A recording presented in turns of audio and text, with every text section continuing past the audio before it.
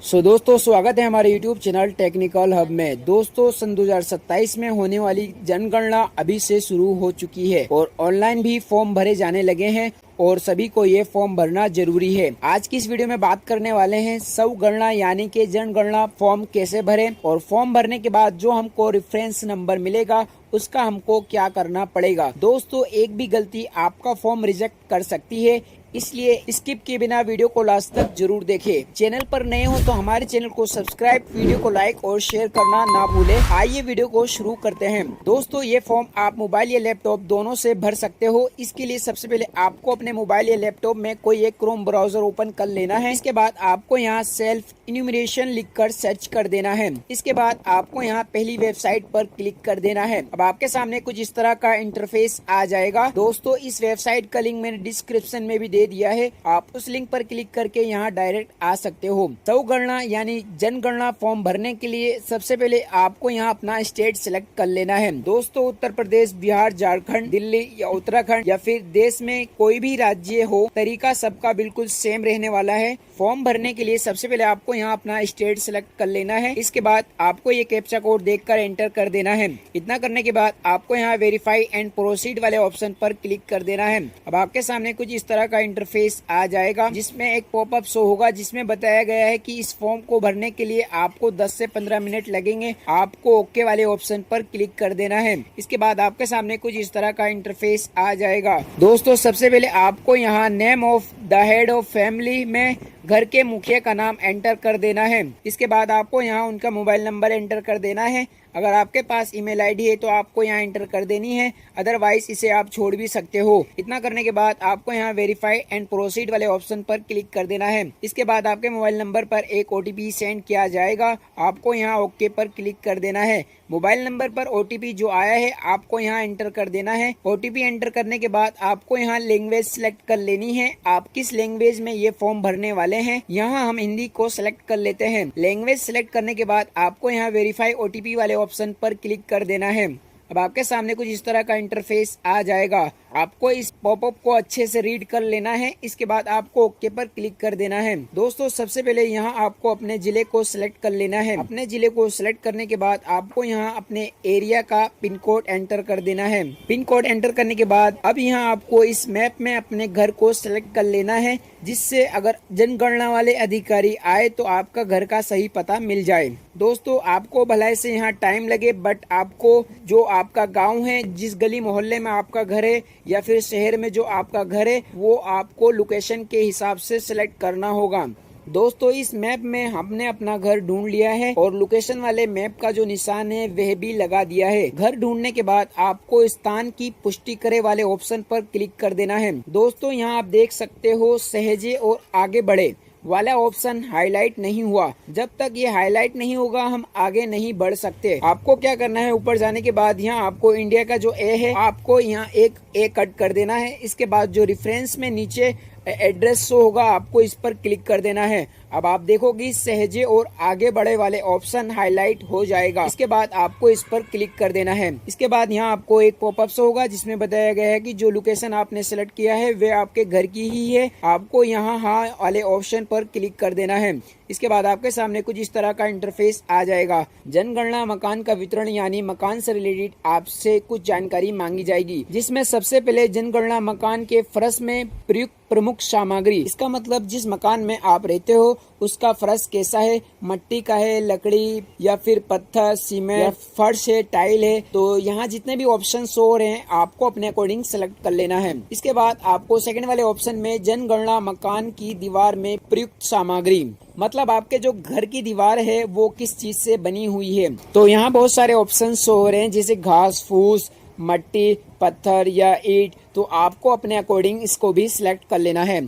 अगर यहाँ आपको अपने घर की दीवार जिस भी तरह से बनी हुई है आपको अपने अकॉर्डिंग सेलेक्ट कर लेना है। हमारे केस में पक्की ईंट से बनी है इसलिए पक्की को सिलेक्ट कर लेते हैं। इसके बाद जनगणना मकान के छत में प्रयुक्त प्रमुख सामग्री, मतलब जो घर के मकान की छत है वो किस चीज की बनी हुई है। इसमें से बहुत सारे ऑप्शंस आपको देखने को मिल जाएंगे, प्लास्टिक, पॉलिथीन या फिर स्टील, पत्थर या पक्की। तो आपको अपने अकॉर्डिंग इसको भी सिलेक्ट कर लेना है। इसके बाद जनगणना मकान की स्थिति, मतलब आप जिस मकान में रहते हो उसकी स्थिति कैसी है, अच्छी है, रहने योग्य है, तो यहाँ भी आपको अपने अकॉर्डिंग सेलेक्ट कर लेना है। इतना करने के बाद सहजे और आगे बढ़े वाले ऑप्शन पर क्लिक कर देना है। पुष्टि करने के लिए आपको यहाँ हाँ वाले ऑप्शन पर क्लिक कर देना है। अब आपके सामने कुछ इस तरह का इंटरफेस आ जाएगा। यहाँ आपको परिवार से संबंधित जानकारी एंटर करनी होगी, जिसमें सबसे पहले इस परिवार में सामान्यता रहने वाले व्यक्तियों की कुल संख्या, मतलब आपके जो फैमिली मेंबर उस मकान में रह रही है उनकी टोटल संख्या कितनी है। तो हेड ऑफ फैमिली को मिलाकर हमारे केस में कुल 5 मेंबर है, इसलिए हम यहाँ 5 एंटर कर देते हैं। आपके केस में जितने भी संख्या हो फैमिली मेंबर की आपको यहाँ एंटर कर देनी है। इसके बाद यहाँ आप देख सकते हो परिवार के मुख्य का नाम ऑटोमेटिक इंग्लिश में फिल होकर आया है। 3rd नंबर पर परिवार के मुख्य का नाम चुनी हुई भाषा यानी कि हिंदी में हमको लिखना है। अगर आपके मोबाइल में हिंदी कीबोर्ड या फिर आपके लैपटॉप में हिंदी कीबोर्ड ना हो तो आपको इस कीबोर्ड वाले ऑप्शन पर क्लिक करके आपको अपने परिवार के मुख्य का नाम हिंदी में एंटर कर देना है। नाम एंटर करने के बाद हो गया वाले ऑप्शन पर आपको क्लिक कर देना है और आप देख सकते हो जो हमारा नाम था वह हिंदी में भी आ गया है। दोस्तों यहाँ आपको हेड ऑफ फैमिली वह मेल है या फीमेल आपको अपने अकॉर्डिंग एंटर कर देना है।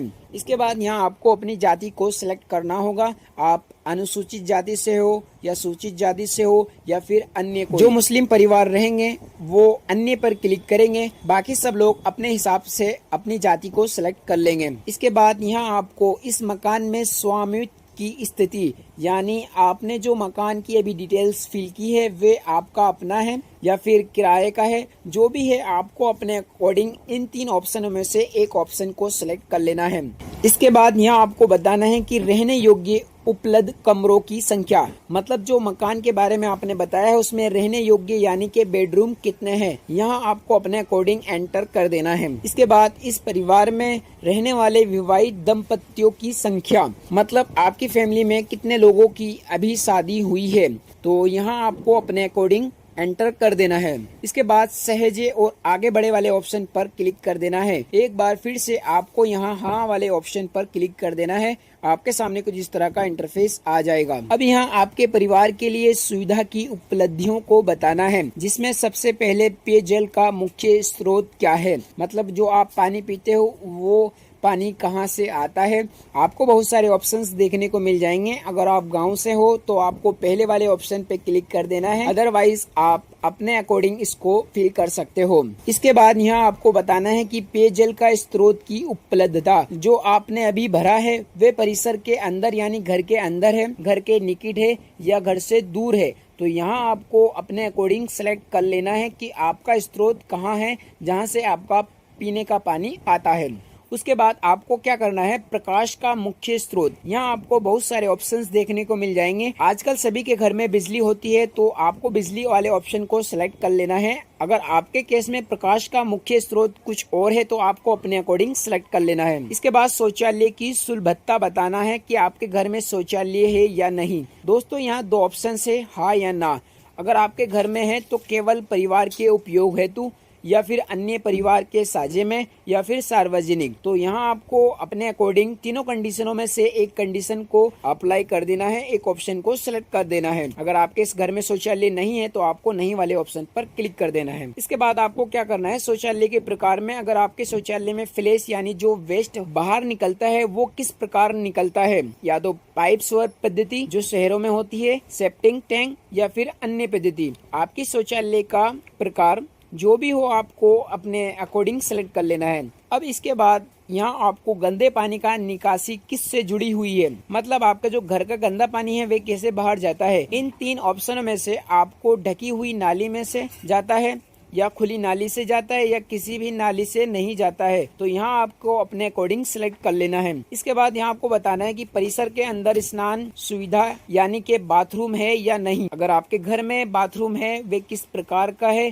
तो यहाँ आपको अपने अकॉर्डिंग सेलेक्ट कर लेना है। अब इसके बाद आपको यहाँ रसोई घर और LPG PNG गैस कनेक्शन की उपलब्धता के बारे में बताना है कि आपके घर में रसोई में जो खाना पकता है वे कैसे बनता है। यहाँ आपको 3 ऑप्शंस देखने को मिल जाएंगे, आपको अपने अकॉर्डिंग सेलेक्ट कर लेना है। हमारे केस में हमारे घर रसोई है और LPG कनेक्शन है, इसलिए हम LPG कनेक्शन वाले ऑप्शन को सिलेक्ट कर लेते हैं। बाकी सब लोगों को अपने अकॉर्डिंग सेलेक्ट कर लेना है। इसके बाद अब यहाँ आपको बताना है कि आप जो खाना बनाते हो उसके लिए उपयुक्त प्रमुख ईंधन क्या है। तो आजकल सबके घर में एलपीजी कनेक्शन होता है, तो आपको इसको ही सिलेक्ट कर लेना है। इसके बाद अब यहाँ आपको सहजे और आगे बढ़े वाले ऑप्शन पर क्लिक कर देना है। फिर से पुष्टि करने के लिए आपको यहाँ हाँ वाले ऑप्शन पर क्लिक कर देना है। आपके सामने कुछ इस तरह का इंटरफेस आ जाएगा। दोस्तों, अब सबसे पहले आपको यहाँ बताना है कि आपके घर में रेडियो या ट्रांजिस्टर आप सुनते हो या नहीं। अगर सुनते हो तो उसका माध्यम क्या है, आपको अपने अकॉर्डिंग सेलेक्ट कर लेना है।